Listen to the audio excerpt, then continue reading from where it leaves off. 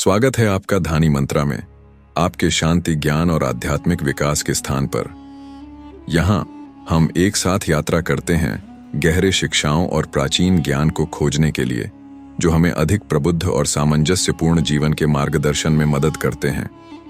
अगर आप आंतरिक शांति, आध्यात्मिक विकास या सिर्फ कुछ समय की शांति की तलाश कर रहे हैं, तो आपने सही स्थान पाया है। चलिए इस पवित्र यात्रा की शुरुआत करते हैं। प्रयागराज के संगम तट पर सुबह की सर्द धुंध में हजारों लोगों की भीड़ थी।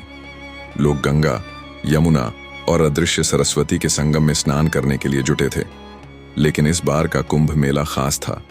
सबके मन में एक ही सवाल था कि आखिर 144 साल बाद क्यों आता है। क्या ये सिर्फ ग्रहों की स्थिति का खेल है या इसमें कोई गहरा राज छिपा है? भीड़ में आचार्य वेदांत नाम के एक वृद्ध आर्षि अपने शिष्यों को इसी सवाल का जवाब दे रहे थे। उन्होंने बताया कि महाकुंभ सिर्फ एक धार्मिक अनुष्ठान नहीं है, ये हमारे ब्रह्मांड की संरचना, खगोलीय घटनाओं और प्राचीन विज्ञान का सबसे बड़ा प्रमाण है। इसकी जड़ें समुद्र मंथन की घटना से जुड़ी हैं, जब अमृत कलश को लेकर देवताओं और दानवों के बीच लड़ाई हुई थी।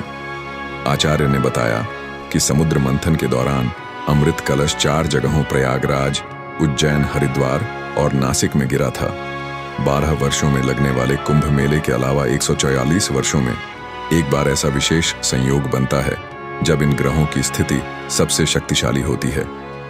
इस समय स्नान करना सबसे अधिक फलदायी माना जाता है। 144 वर्षों का चक्र भारतीय ज्योतिष के आधार पर निर्धारित होता है। इसमें सूर्य, चंद्रमा और बृहस्पति का विशेष संयोग होता है। जब बृहस्पति सिंह राशि में प्रवेश करता है और सूर्य और चंद्रमा गंगा और यमुना के संगम के पास मकर राशि में होते हैं, तो यह महाकुंभ के लिए विशेष समय बन जाता है। महाकुंभ की शुरुआत उस समय से मानी जाती है जब 7वीं शताब्दी में राजा हर्षवर्धन ने प्रयागराज में इसका औपचारिक आयोजन शुरू किया था। कहा जाता है कि उन्होंने कुंभ मेले के दौरान अपनी पूरी संपत्ति दान कर दी थी। लेकिन महाकुंभ के महत्व को समझने के लिए हमें उस समय में जाना होगा जब पहली बार समुद्र मंथन हुआ था और अमृत कुंभ का रहस्य सामने आया था। आचार्य वेदांत ने अपने शिष्यों से कहा था कि समुद्र मंथन केवल एक पौराणिक कथा नहीं है, यह हमारे ब्रह्मांडीय सत्य और खगोलीय घटनाओं का प्रतीक है। इस मंथन से उत्पन्न ऊर्जा आज भी ब्रह्मांड में प्रभावी है। यही कारण है कि महाकुंभ के दौरान ग्रहों की ऊर्जा इन विशेष स्थानों पर सबसे अधिक सक्रिय होती है। महाकुंभ का रहस्य केवल ग्रहों तक ही सीमित नहीं है, इसमें मानव जीवन, धर्म और प्रकृति के बीच संतुलन का संदेश भी है। आचार्य वेदांत ने गंगा तट पर अपने शिष्यों को समुद्र मंथन की कथा सुनाते हुए कहा कि आप नहीं जानते कि अमृत कलश की रक्षा और उसे राक्षसों से बचाने के लिए देवताओं को कितने संघर्ष करने पड़े। लेकिन यह संघर्ष केवल अमृत तक ही सीमित नहीं था, बल्कि इसने आकाशीय गणना और समय के संतुलन को भी प्रभावित किया।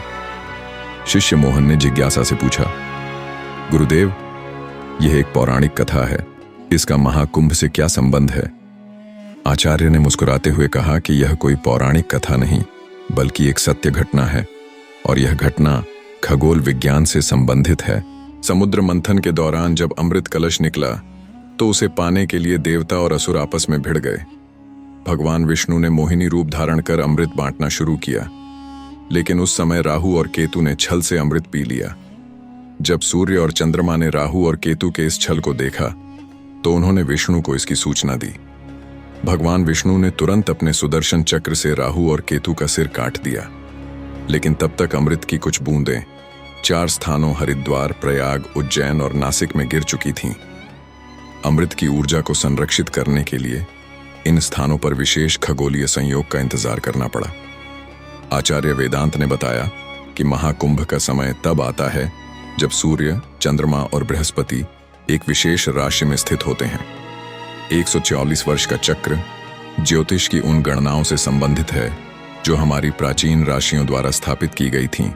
एक राशि चक्र में यात्रा वर्षों की होती है, लेकिन जब बृहस्पति, सूर्य और चंद्रमा एक विशेष ऊर्जा रेखा पर आते हैं, तभी अमृत की शक्ति जागृत होती है। यह स्थिति हर 44 साल में एक बार बनती है। शिष्य राघव ने गुरुदेव से पूछा कि 140 साल का यह चक्र क्यों बनता है। कुंभ तो हर 12 साल में होता है, फिर इसमें अंतर क्यों है। आचार्य ने हर 12 साल में कुंभ के दौरान उत्पन्न होने वाली ऊर्जा के बारे में बताया। यह धीरे धीरे कम होने लगता है।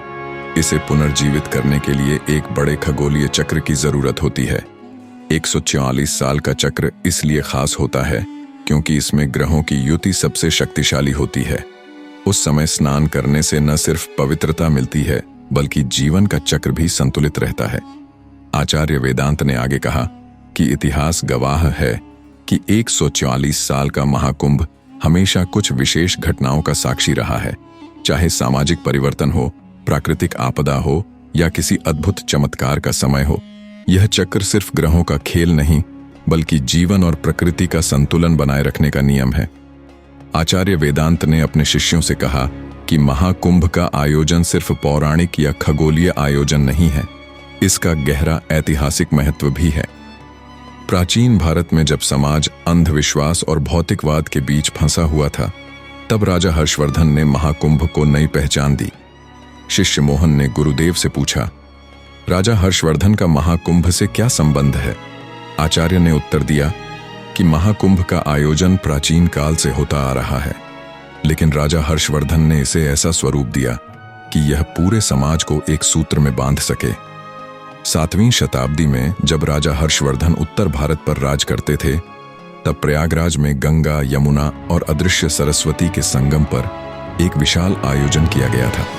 यह आयोजन हर 12 साल में होने वाले कुंभ से अलग था। आचार्य वेदांत ने कहा कि हर्षवर्धन ने इस आयोजन को इतना विशाल बना दिया कि लोग इसे महाकुंभ कहने लगे। वे स्वयं हर 12 साल में कुंभ मेले के दौरान अपनी सारी संपत्ति दान कर देते थे। उनकी उदारता और समाज को एक साथ लाने की शक्ति ने कुंभ को सिर्फ एक धार्मिक अनुष्ठान नहीं बल्कि एक सामाजिक और सांस्कृतिक उत्सव बना दिया। आचार्य ने आगे कहा कि हर्षवर्धन के समय में एक विशेष खगोलीय घटना घटी थी। उस समय बृहस्पति, सूर्य और चंद्रमा खराब स्थिति में थे। स्थिति ऐसी थी कि इससे अमृत की ऊर्जा जागृत हो गई। इस महाकुंभ में राजा ने अपनी प्रजा के साथ संगम में स्नान किया और एक नई परंपरा की नींव रखी। इस आयोजन के बाद समाज में कई बदलाव आए। लोग अपने मतभेद भूलकर संगम तट पर एकत्रित हुए। शिष्य राघव ने गुरुदेव से पूछा, तो क्या 144 वर्ष का चक्र राजा हर्षवर्धन ने ही शुरू किया था। आचार्य ने कहा, नहीं, यह सिलसिला प्राचीन काल से चला आ रहा है, लेकिन हर्षवर्धन ने इसे ऐतिहासिक रूप से स्थापित किया। उनके समय में कुंभ और महाकुंभ का आयोजन होता था। राजा ने लोगों को समझाया कि यह आयोजन केवल स्नान के लिए नहीं है बल्कि आत्मा को शुद्ध करने और समाज को जोड़ने का एक माध्यम है। आचार्य वेदांत ने अपने शिष्यों से कहा, इतिहास गवाह है कि हर 144 साल में महाकुंभ कोई अद्भुत घटना लेकर आता है। जैसे हर्षवर्धन के समय में भारत में सामाजिक और सांस्कृतिक जागृति आई थी, इसके बाद भी कई महाकुंभ में ऐसे आयोजन हुए हैं। इतिहास में दर्ज हैं ऐसी घटनाएं। प्रयागराज में संगम तट पर साधु संतों की भीड़ मंत्रोच्चार कर रही थी। आचार्य वेदांत ने अपने शिष्यों को बताया कि महाकुंभ सिर्फ एक परंपरा नहीं है, यह प्रकृति और ब्रह्मांड के बीच संतुलन का प्रतीक है। यह आयोजन सिर्फ शरीर को शुद्ध करने का अवसर ही नहीं बल्कि आत्मा और प्रकृति के बीच गहरे संबंध को समझने का भी समय है। शिष्य राघव ने गुरुदेव से पूछा कि महाकुंभ के दौरान कौन सी शक्ति जागृत होती है जो इसे इतना पवित्र बनाती है। आचार्य ने उत्तर दिया कि यह शक्ति सिर्फ दैवीय ही नहीं बल्कि खगोलीय भी है। हर 1444 साल में होने वाला ग्रहों का दुर्लभ संयोग पूरे ब्रह्मांड में ऊर्जा का एक विशेष प्रवाह उत्पन्न करता है। इस समय संगम पर स्नान करने से आत्मा को दैवीय शक्ति का अनुभव होता है। आचार्य ने बताया कि महाकुंभ की परंपरा का आधार भारतीय ज्योतिष और खगोल विज्ञान है। जब सूर्य, चंद्रमा और बृहस्पति जब एक विशेष राशि में प्रवेश करते हैं तो उनका गुरुत्वाकर्षण बल और उनकी ऊर्जा पृथ्वी पर विशिष्ट स्थानों पर केंद्रित होती है। यह ऊर्जा हरिद्वार, प्रयागराज, उज्जैन और नासिक जैसे स्थानों पर सबसे अधिक सक्रिय होती है। उन्होंने आगे कहा कि 1444 वर्षों का चक्र इसलिए महत्वपूर्ण है क्योंकि इसमें बृहस्पति की चाल, सूर्य की ऊर्जा और चंद्रमा का उसकी त्वचा पर प्रभाव होता है। इन ग्रहों की स्थिति अमृत की शक्ति को पुनः जागृत करती है और यही कारण है कि इस समय महाकुंभ का विशेष आयोजन किया जाता है। आचार्य वेदांत ने कहा कि इतिहास में महाकुंभ के दौरान कई ऐसी घटनाएं घटीं जिसने इसे और भी महत्वपूर्ण बना दिया। जैसे 1888 के महाकुंभ के दौरान प्रयागराज में लाखों लोगों ने संगम पर स्नान किया और उस समय फैली महामारी समाप्त हो गई। इसे अमृत शक्ति का परिणाम माना गया। शिष्य मोहन ने गुरुदेव से पूछा कि क्या यह सब केवल स्नान से ही संभव है? आचार्य ने मुस्कुराते हुए कहा कि स्नान तो केवल प्रतीक है, यह आस्था, ब्रह्मांडीय ऊर्जा और आत्मशुद्धि का संगम है। जब व्यक्ति अपनी आस्था के साथ इन विशेष स्थानों पर आता है तो वह इस ऊर्जा से जुड़ जाता है। आचार्य ने कहा कि महाकुंभ केवल धार्मिक आयोजन नहीं है, यह समाज में एकता और सद्भाव का प्रतीक है। हर्षवर्धन के समय से लेकर आज तक कुंभ ने विभिन्न धर्मों, जातियों और वर्गों के लोगों को एक साथ जोड़ा है। आचार्य वेदांत अपने शिष्यों को गंगा तट पर समुद्र मंथन की कहानी के अगले चरण के बारे में बता रहे थे। उन्होंने कहा कि जब अमृत कलश बना और उसे पाने के लिए देवताओं और दानवों में होड़ मची तो भगवान विष्णु ने मोहिनी रूप धारण कर देवताओं को अमृत पिलाया। लेकिन क्या आप जानते हैं कि अमृत की कुछ बूंदें धरती पर कैसे गिरीं और क्यों इन बूंदों ने 4 स्थानों को दैवीय ऊर्जा से भर दिया? शिष्य राघव ने गुरुदेव से पूछा कि हरिद्वार, प्रयागराज, उज्जैन और नासिक, ये 4 स्थान इतने महत्वपूर्ण क्यों हैं और अमृत की बूंदें इन्हीं स्थानों पर क्यों गिरीं? आचार्य ने गहरी सांस ली और कहा कि यह संयोग नहीं बल्कि ब्रह्मांड का नियम है। इन स्थानों की भौगोलिक और खगोलीय स्थिति ने इन्हें चुना था। आचार्य ने बताया कि जब राहु और केतु ने छल से अमृत पी लिया तो भगवान विष्णु ने सुदर्शन चक्र से उनका वध कर दिया। गरुड़ देव अमृत कलश लेकर आकाश में उड़े, लेकिन दानवों ने उनका पीछा किया। इस संघर्ष के दौरान अमृत की बूंदें 4 स्थानों पर गिरीं। ये स्थान थे हरिद्वार में गंगा तट, प्रयागराज में गंगा संगम, उज्जैन में शिप्रा नदी, नासिक में गोदावरी नदी। आचार्य वेदांत ने आकाशीय चक्र की व्याख्या करते हुए कहा कि प्रत्येक 12 वर्ष में जब बृहस्पति सूर्य व चंद्रमा के साथ किसी विशेष राशि में प्रवेश करता है तो इन स्थानों पर ग्रहों की ऊर्जा का मिलन होता है। लेकिन प्रत्येक 1440 वर्ष में यह मिलन अपने चरम पर होता है। उस समय महाकुंभ का आयोजन होता है। यह आकाशीय चक्र अमृत की शक्ति को जागृत कर इन स्थानों को पवित्र बनाता है। आचार्य ने कहा कि इतिहास में महाकुंभ के दौरान कई बार चमत्कार हुए हैं। जैसे प्रयागराज में 1932 के महाकुंभ में अद्भुत घटना घटी थी। संगम पर स्नान के दौरान कई लोगों ने अनुभव किया कि उनका शरीर हल्का हो गया और उनके रोग दूर हो गए। इसे अमृत की ऊर्जा का प्रभाव माना गया। प्रयागराज में संगम तट पर आचार्य वेदांत ने अपने शिष्यों से कहा कि महाकुंभ सिर्फ धार्मिक आयोजन नहीं है बल्कि इसका गहरा सामाजिक और राजनीतिक प्रभाव भी है। यह समय के साथ समाज में बदलाव के संकेत देता है। हर महाकुंभ समाज में नए विचार और सामाजिक बदलाव लाने का अवसर बनता है।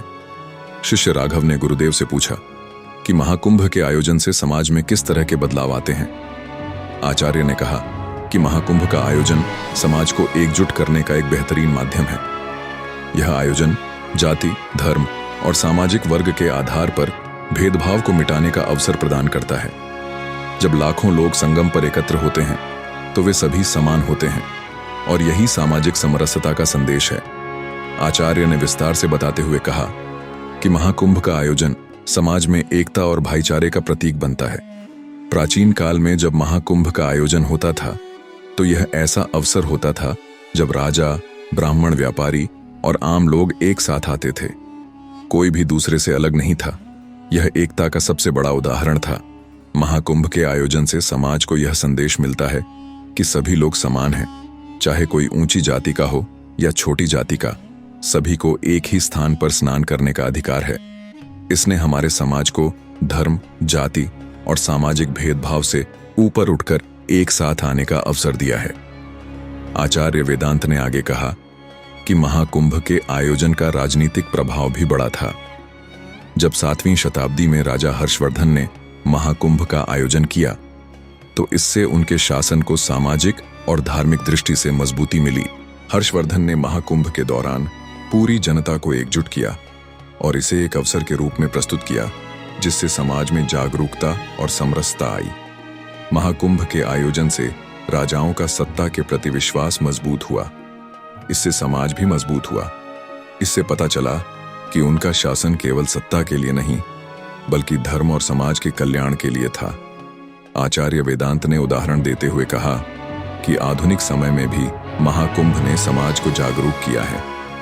वर्ष 2013 के महाकुंभ में जब प्रयागराज में लाखों लोग एकत्रित हुए थे तो यह न केवल धार्मिक एकता का प्रतीक था बल्कि समाज के विभिन्न वर्गों के बीच एकता का भी प्रतीक था। मेला क्षेत्र में चहल पहल थी। सैकड़ों लोग गंगा, यमुना और सरस्वती के संगम में स्नान करने के लिए उमड़ रहे थे। लेकिन यह महाकुंभ न केवल भारत में बल्कि पूरे विश्व में प्रसिद्ध था। आचार्य वेदांत ने अपने शिष्यों से कहा कि महाकुंभ न केवल भारत बल्कि पूरे विश्व का ध्यान आकर्षित करता है। यह आयोजन न केवल धार्मिक दृष्टि से बल्कि वैश्विक स्तर पर भी महत्वपूर्ण है। शिष्य राघव ने गुरुदेव से पूछा, क्या महाकुंभ केवल भारत के लिए है? यह क्यों महत्वपूर्ण है? आचार्य ने उत्तर दिया, महाकुंभ पृथ्वी पर सबसे बड़े धार्मिक और सांस्कृतिक समागमों में से एक है।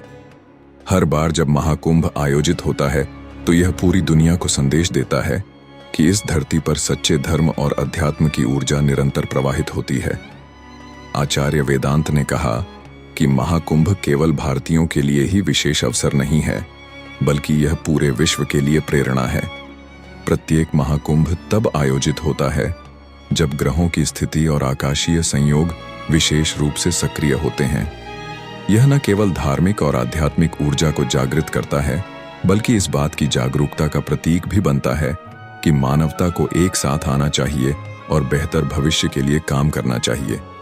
इसीलिए महाकुंभ को वैश्विक दृष्टिकोण से देखा जाता है क्योंकि यह आयोजन दर्शाता है कि जब लोग अपनी आस्था और विश्वास साझा करते हैं तो वे एकजुट होकर दुनिया में सकारात्मक बदलाव ला सकते हैं।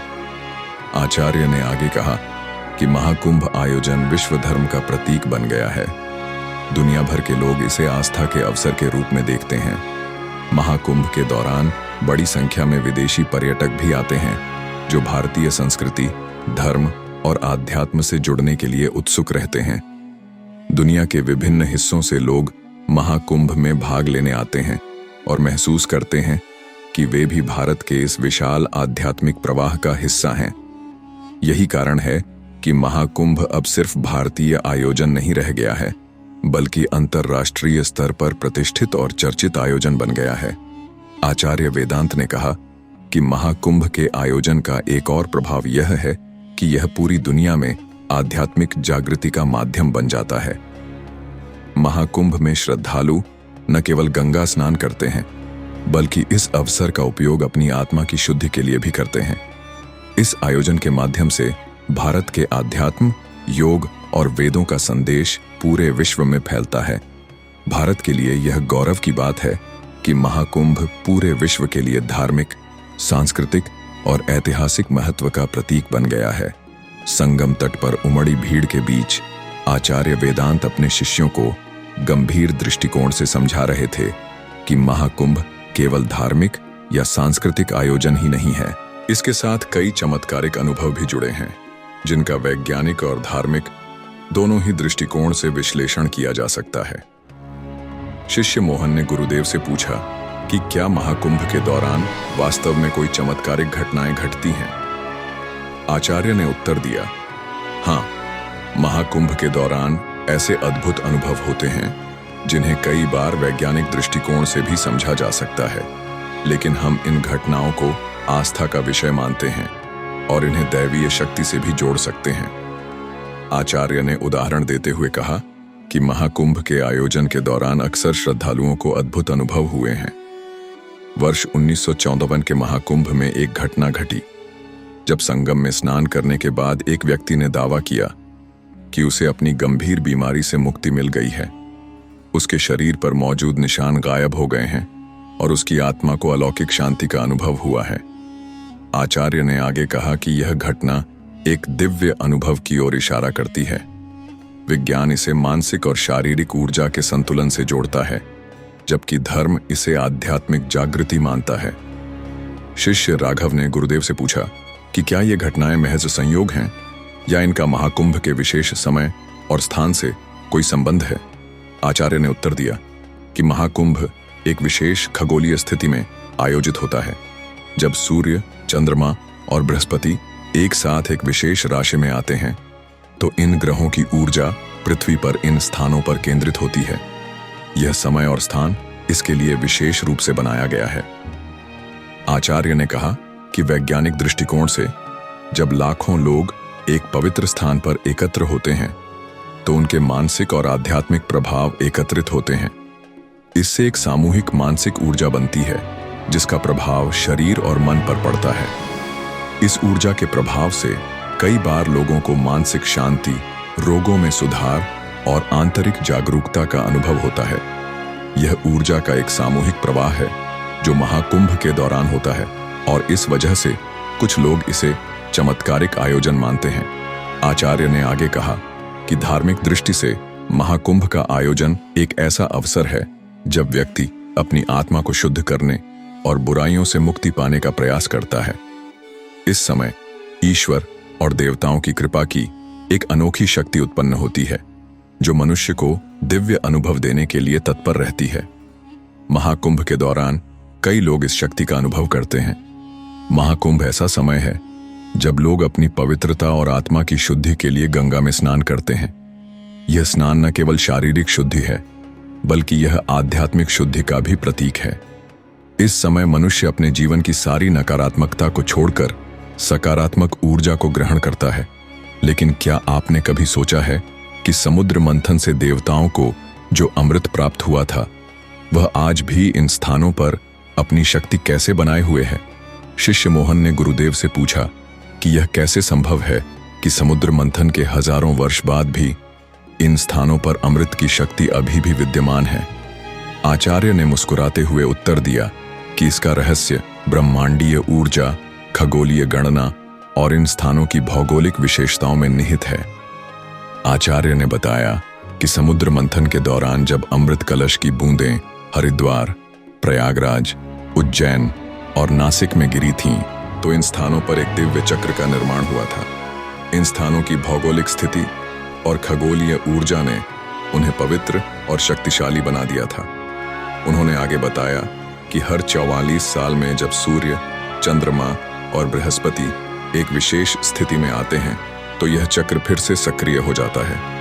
यह खगोलीय संयोग अमृत की शक्ति को पुनर्जीवित करता है, और इस समय महाकुंभ का आयोजन होता है। आचार्य ने कहा कि हरिद्वार, प्रयागराज, उज्जैन और नासिक वे स्थान हैं जहां दिव्य चक्र का निर्माण होता है। ये स्थान केवल धार्मिक स्थल ही नहीं है, ये पृथ्वी के चुंबकीय क्षेत्र और आकाशीय ऊर्जा के विशेष केंद्र हैं। महाकुंभ के दौरान जब लाखों लोग इन स्थानों पर एकत्रित होते हैं, तो उनकी सामूहिक ऊर्जा और ग्रहों का संयोग इन स्थानों की शक्ति को और बढ़ा देता है। यही कारण है कि महाकुंभ का स्नान इतना पवित्र और शक्तिशाली माना जाता है। शिष्य राघव ने गुरुदेव से पूछा कि क्या यह ऊर्जा केवल धर्म का हिस्सा है या इसका कोई वैज्ञानिक आधार भी है। आचार्य ने उत्तर दिया कि यह ऊर्जा केवल धर्म तक ही सीमित नहीं है। विज्ञान भी इस तथ्य को स्वीकार करता है कि ग्रहों की स्थिति, पृथ्वी की चुंबकीय शक्ति और मानव मन की सामूहिक ऊर्जा का आपस में गहरा संबंध है। महाकुंभ इसी सामूहिक ऊर्जा का सबसे बड़ा उदाहरण है। आचार्य वेदांत ने आगे कहा कि महाकुंभ का आयोजन हमें यह सिखाता है कि आस्था और विज्ञान एक ही सिक्के के दो पहलू हैं। जब हम आस्था के साथ स्नान करते हैं, तो इससे हमें मानसिक शांति और आध्यात्मिक शुद्धता मिलती है, और जब हम इसे आकाशीय और आध्यात्मिक सिद्धांतों के साथ जोड़ते हैं, तो हमें आध्यात्मिक शुद्धता मिलती है। अगर हम भौगोलिक दृष्टि से समझें, तो यह ब्रह्मांडीय ऊर्जा का सबसे बड़ा चमत्कार बन जाता है। महाकुंभ केवल पवित्र स्नान के बारे में नहीं है। आचार्य ने कहा कि यह जीवन का प्रतीक है। यह हमें सिखाता है कि जिस तरह ग्रह और ब्रह्मांड अपने चक्रों के माध्यम से संतुलन बनाए रखते हैं, उसी तरह हमें अपने जीवन में भी संतुलन बनाए रखना चाहिए। संगम तट पर शिष्यों में जिज्ञासा बढ़ती जा रही थी। आचार्य वेदांत ने कहा कि महाकुंभ सिर्फ एक कहानी नहीं है, बल्कि यह समुद्र मंथन से लेकर आज तक की हमारी पौराणिक और ऐतिहासिक परंपरा का प्रमाण है। महाकुंभ हमारे इतिहास और सभ्यता से गहराई से जुड़ा हुआ है। लेकिन क्या आप जानते हैं कि इसका प्रमाण वेदों और प्राचीन शास्त्रों में भी मिलता है? शिष्य राघव ने जिज्ञासा से पूछा, गुरुदेव, क्या महाकुंभ का आयोजन सिर्फ समुद्र मंथन के कारण हुआ या इसके पीछे और भी ऐतिहासिक तथ्य छिपे हैं? आचार्य ने गंभीर लहजे में कहा कि महाकुंभ की शुरुआत समुद्र मंथन से हुई थी। घटना तो यहीं से हुई, लेकिन इसका विस्तार हमारे समाज, धर्म और भाषा के आधार पर हुआ। आचार्य ने कहा कि समुद्र मंथन सिर्फ देवताओं और दानवों के बीच संघर्ष की कहानी नहीं है। यह ब्रह्मांडीय संतुलन और ऊर्जा के जागरण का प्रतीक है। मंथन के दौरान जब अमृत कलश निकला तो वह अमृता का प्रतीक तो था ही, साथ ही वह ज्ञान शक्ति और ब्रह्मांडीय ऊर्जा का भी प्रतीक था। 4 स्थानों पर अमृत गिरने की घटना ने इन स्थानों को पवित्र बना दिया। यह घटना न केवल पौराणिक है, बल्कि इसका प्रमाण वेदों और उपनिषदों में भी मिलता है। आचार्य वेदांत ने बताया कि महाकुंभ का पहला ऐतिहासिक उल्लेख हर्षचरित नामक ग्रंथ में मिलता है, जिसे बाणभट्ट ने लिखा था। यह राजा हर्षवर्धन के समय की बात है, जब प्रयागराज में कुंभ का आयोजन हुआ था। इस आयोजन में लाखों लोगों ने संगम में स्नान किया और अपनी आस्था प्रकट की। इसके अलावा चीनी यात्री एनसांग ने भी अपने यात्रा वृत्तांत में महाकुंभ का जिक्र किया था। भारत में लाखों लोग किस प्रकार गंगा के तट पर एकत्रित होकर दान, ध्यान और पूजा अर्चना के माध्यम से आध्यात्मिक शुद्धि प्राप्त करते थे। आचार्य ने कहा कि महाकुंभ केवल धार्मिक आयोजन ही नहीं था, यह समाज में सुधार और परिवर्तन का प्रतीक भी बना। राजा हर्षवर्धन ने महाकुंभ के माध्यम से दान की परंपरा को बढ़ावा दिया। उन्होंने अपनी संपूर्ण संपत्ति दान कर दी, जिससे समाज में समानता और समरसता का संदेश फैला। इसके अलावा प्रत्येक महाकुंभ के दौरान साधु संतों ने समाज को सही दिशा देने के लिए विचार विमर्श किया। उन्होंने धार्मिक शिक्षा और नैतिकता के विषयों पर चर्चा की, जो समाज के विकास में महत्वपूर्ण साबित हुई। आचार्य ने कहा कि प्रत्येक 144 वर्ष में जब ग्रहों की स्थिति विशेष संयोग में आती है, तो वह महाकुंभ का समय बन जाता है। यह समय न केवल आध्यात्मिक जागृति का होता है, बल्कि यह ब्रह्मांडीय ऊर्जा के प्रवाह का भी प्रतीक है। यह आकाशीय चक्र हमें सिखाता है कि ब्रह्मांड और मानव जीवन एक दूसरे से जुड़े हुए हैं। संगम और दुनिया के बीच एक अदृश्य संबंध है। संगम के तट पर सूर्य की अंतिम किरणें जल पर पड़ रही थीं। आचार्य वेदांत ने अपने शिष्यों से कहा कि महाकुंभ सिर्फ धार्मिक आयोजन नहीं है, यह जीवन, ब्रह्मांड और मनुष्य के बीच अटूट बंधन का प्रतीक है। लेकिन अब समय आ गया है कि मैं आपको महाकुंभ के सबसे गहरे रहस्य के बारे में बताऊं। शिष्य मोहन ने गुरुदेव से पूछा, क्या यह सिर्फ आस्था का रहस्य है या इसमें कुछ और भी छिपा है? आचार्य ने मुस्कुराते हुए कहा कि यह रहस्य आस्था, विज्ञान और मानवता के मिलन का प्रतीक है। महाकुंभ का आयोजन हमें सिर्फ पवित्रता और मुक्ति का एहसास ही नहीं कराता, बल्कि यह हमें हमारी जड़ों, हमारी परंपराओं और हमारी आत्मा की सच्चाई से भी जोड़ता है। आचार्य ने कहा कि महाकुंभ का सबसे बड़ा संदेश यह है कि जब लाखों लोग संगम में एक साथ आते हैं, तो वे अपनी जाति, धर्म और वर्ग के मतभेदों को भूलकर सिर्फ एक उद्देश्य के लिए एक साथ आते हैं, आत्मा की शुद्धि। यह आयोजन हमें सिखाता है कि ब्रह्मांड का हर कण एक दूसरे से जुड़ा हुआ है और यह जुड़ाव ही जीवन का आधार है। महाकुंभ हमें यह भी सिखाता है कि समय चक्र, ग्रहों का संतुलन और मानव जीवन सभी एक दूसरे से जुड़े हुए हैं। जब हम इन चक्रों के साथ सामंजस्य बिठा लेते हैं, तो हमारा जीवन भी संतुलित और खुशहाल हो जाता है। आचार्य ने कहा कि हर 144 साल में आने वाला महाकुंभ सिर्फ एक आयोजन नहीं है, बल्कि यह हमारे भविष्य के लिए एक संदेश भी है। यह हमें याद दिलाता है कि प्रकृति, आस्था और आकाशीय चक्रों के साथ संतुलन बनाए रखना कितना जरूरी है। अगर हम इस संतुलन को भूल गए, तो हमारे जीवन में असंतुलन और अशांति आ जाएगी। महाकुंभ का आयोजन हमें अपने सामाजिक और व्यक्तिगत जीवन को बेहतर बनाने की भी प्रेरणा देता है। यह आयोजन सिर्फ स्नान का नहीं, बल्कि आत्मा के जागरण और समाज में सकारात्मक बदलाव का भी है। अपने शिष्यों को संबोधित करते हुए आचार्य ने कहा कि महाकुंभ हमें सिखाता है कि हर व्यक्ति अपने जीवन में बदलाव ला सकता है, बशर्ते वो अपने भीतर की नकारात्मकता को त्याग कर सकारात्मकता को अपनाए। अमृत सिर्फ देवताओं के लिए नहीं, बल्कि हर उस व्यक्ति के लिए है जो अपनी आत्मा को शुद्ध करता है। यही महाकुंभ का अंतिम सत्य है।